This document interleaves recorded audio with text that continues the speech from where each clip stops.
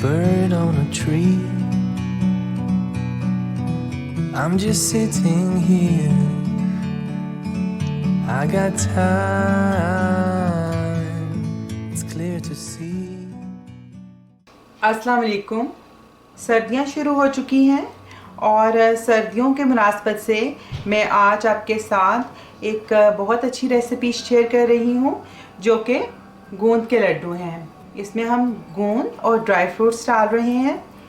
तो पाकिस्तान के अलावा दूसरे जैसे जो लोग अब्रॉड रहते हैं तो वहाँ पे भी बहुत ज़्यादा सर्दी है आजकल और टेम्परेचर हमारे यहाँ जैसे -20 -30 तक चला जाता है।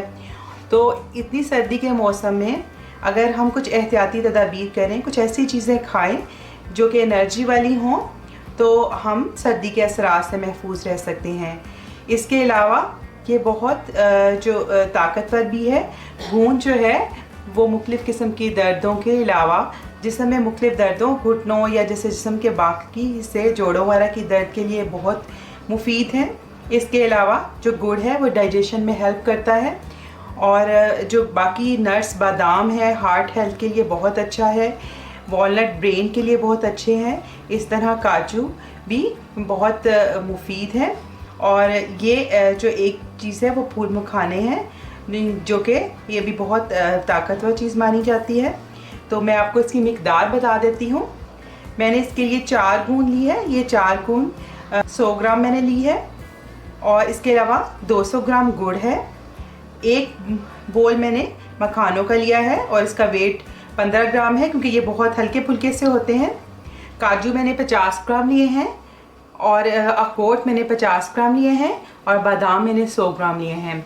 आप इसके अलावा भी कोई ड्राई फ्रूट्स इस्तेमाल कर सकते हैं और अपनी मनपसंद, और इसकी मिकदार भी कम या ज़्यादा कर सकते हैं। तो आप जितना ज़्यादा डालें उतना ही वो फ़ायदेमंद होंगे। और इसके अलावा मैंने 200 ग्राम आटा लिया है, गेहूं का आटा, और इसके अलावा मैंने 200 ग्राम ही देसी घी लिया है। तो ये चीज़ चूँकि आप फ़ायदे के लिए बना रहे हैं तो आप इसको देसी घी में ही बनाएं, इसको ऑयल में ना बनाएं ताकि आप इसके पूरी तरह से फ़ायदे हासिल कर सकें। अब हम तकरीबन 3 टेबलस्पून देसी घी ले लेते हैं और सबसे पहले हम गूंद फ्राई कर लेते हैं।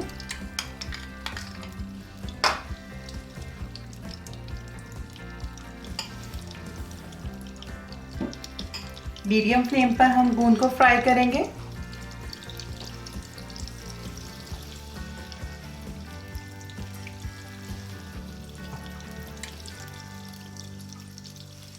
तो मैं थोड़ी सी गूंद इसमें हाफ क्वांटिटी में डालती हूँ और इसको हम फ्राई कर लेंगे और हाफ बाद में करेंगे।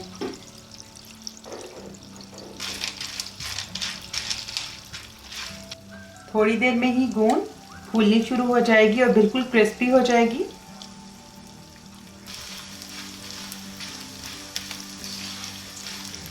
चम्मच हम मुसलसल हिलाते रहेंगे।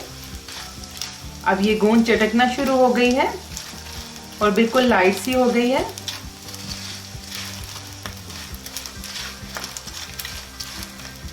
हम चेक कर लेंगे।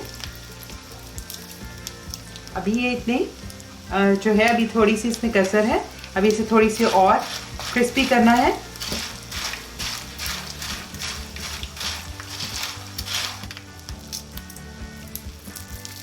अब ये गूंद क्रिस्पी हो गई है। बस इसको हम निकाल लेंगे और दूसरे बैच की जो गूंद है वो भी फ्राई कर लेंगे।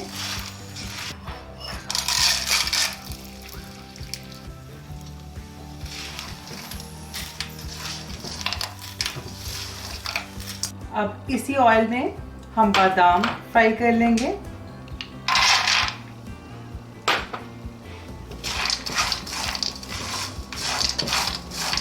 अब बादाम भी फ्राई हो गए हैं। लाइट से इसको हमने फ्राई करना है। थोड़ा सा इसका कलर चेंज हो जाएगा तो और क्रिस्पी से हो जाएंगे। इसको भी हम निकाल लेंगे। तो इसको हमने ज़्यादा घी में फ्राई नहीं करना क्योंकि बाद में हमने इनको पीसना है। इसी ऑयल में मैं अखरोट डाल दूंगी। इसको भी लाइट सा फ्राई कर लेंगे। अखरोट भी फ्राई हो गए हैं, इसे भी निकाल लूँगी।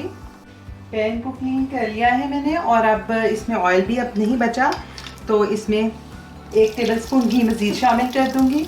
अब हम काजू लाइट से फ्राई कर लेंगे।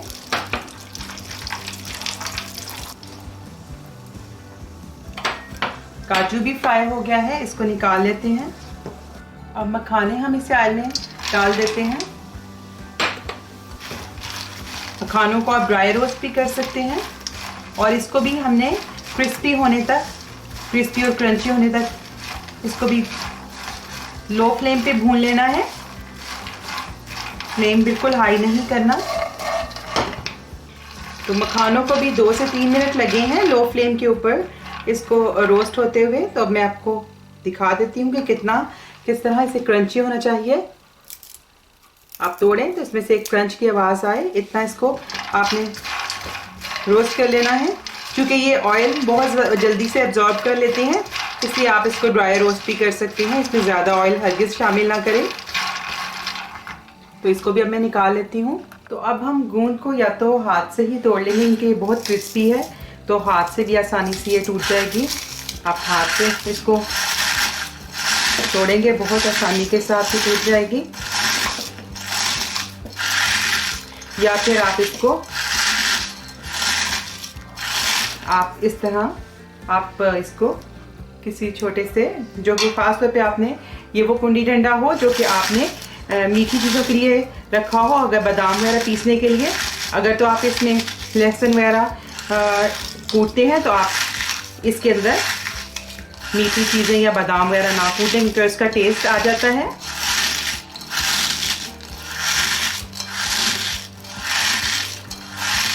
तो इसको गूंदों को मैंने हाथ से ही इसको दरदरा सा कूट लिया है। बहुत इसको आपने बारीक फाइन पाउडर नहीं बना देना।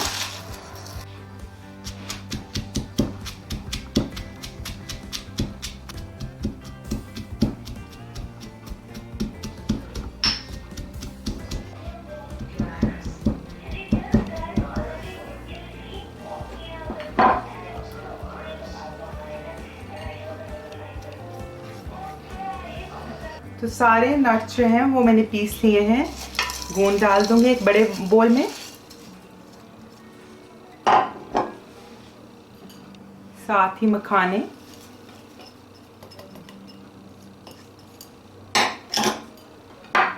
बादाम, और मैंने इनको दरदरा सा कूटा है। और इसीलिए ग्राइंडर में नहीं किया क्योंकि ग्राइंडर में कई दफ़ा इसका फाइन पाउडर बन जाता है, तो थोड़े से मुंह में आए तो अच्छे लगते हैं। काजू भी ऐड कर दिए हैं और अब अखरोट ऐड कर रही हूँ। इन सब चीज़ों को मिक्स कर लेंगे। अब अपने नेक्स्ट प्रोसेस की तरफ चलते हैं। अब जो बाकी घी बचा था वो मैं कढ़ाई में ऐड कर रही हूँ और अब हम आटा, जो गंदम का आटा है, वो भून लेंगे।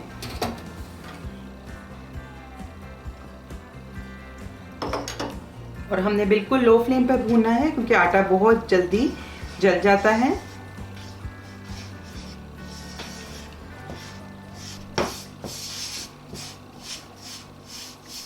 अब आटे को घी में भूनते हुए 5 मिनट हो गए हैं और अब आटे की बड़ी अच्छी सी सौंधी सी खुशबू आनी शुरू हो गई है। लेकिन अभी इसका हम कलर चेंज होने तक इसको भूनेंगे और इसको भूनते हुए तकरीबन हमें 8 से 10 मिनट लग जाएंगे क्योंकि हमने फ्लेम बिल्कुल लो रखा है। अगर हम तेज़ आंच करेंगे तो आटे का कलर तो चेंज हो जाएगा लेकिन उसका टेस्ट अच्छा नहीं आएगा। 10 मिनट हो गए हैं और आटा भी बहुत अच्छे से भुन गया है और इसका आप कलर भी देख सकते हैं, लाइट ब्राउन सा हो गया है। तो अब हम फ्लेम ऑफ कर लेते हैं। अब हम जो भुना हुआ आटा है वो भी अपने इसी मिक्सचर में ऐड करके इसे भी मिक्स कर देंगे।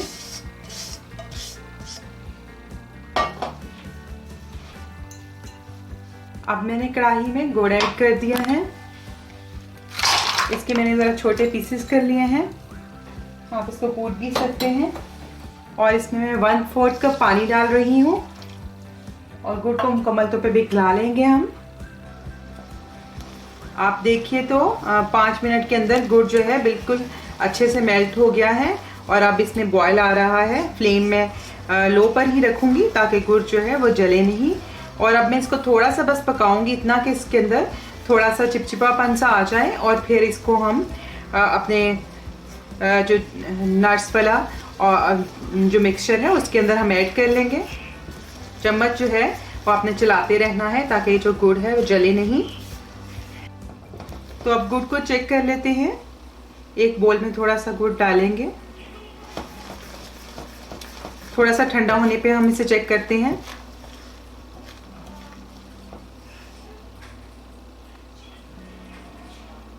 आप ये देखिए, तो चिपचिपापन इसमें आ गया है, गाढ़ा हो गया है। फ्लेम ऑफ कर देंगे। अब हम ये गुड़ जो है वो अपने इस बोल में ऐड कर देंगे और इसको मैं छलनी से छान रही हूँ ताकि अगर कोई इम्प्योरिटीज़ हों तो वो छलनी के अंदर रह जाएं। तो आप ये देख सकते हैं कि जो थोड़ी बहुत इम्प्योरिटीज़ थी वो इसके अंदर रह गई हैं।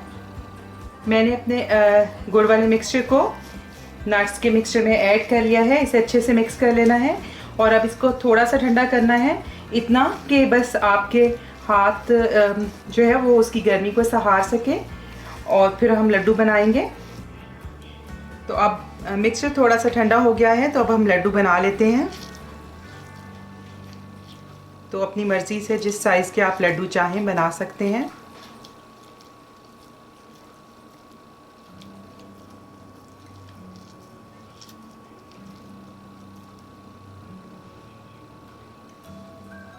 देखिए कितना अच्छा हमारा गोंद का लड्डू तैयार हुआ है। आप चाहें तो काजू से इसको डेकोरेट कर सकते हैं, काजू हल्का सा प्रेस करते हुए। तो इसी तरह मैं सारे लड्डू बना लेती हूँ। चाहें तो पंपकिन सीड से भी डेकोरेट कर सकते हैं या कोई भी नट लगाकर। तो सब लड्डू मैंने बना लिए हैं। आप ये देखिए, तो गोंद के लड्डू बिल्कुल तैयार हैं। आप देखिए इसका टेक्सचर भी कि कितने अच्छे से तैयार हुए हैं और टेस्ट में भी बहुत मज़े के हैं और मज़े से ज़्यादा ये बहुत फ़ायदेमंद हैं। तो आप भी ये ज़रूर इस सर्दियों में बनाएं और इससे फ़ायदा उठाएं। ख़ासतौर पे वो लोग जो कि सर्द ममालिक में रहते हैं तो यकीनन उनके लिए फ़ायदेमंद साबित होंगे। आइंदा आपके साथ किसी नई रेसिपी के साथ फिर मुलाकात होगी। उस वक्त तक के लिए अल्लाह हाफिज़। अगर आपने अब तक मुझे सब्सक्राइब नहीं किया तो इस रेड बटन को प्रेस करके सब्सक्राइब कर दें। ये बिल्कुल फ्री है। और इस बेल आइकन को भी क्लिक कर दें। इससे आपको मेरे आने वाली हर वीडियो फ़ौरन मिल जाया करेगी।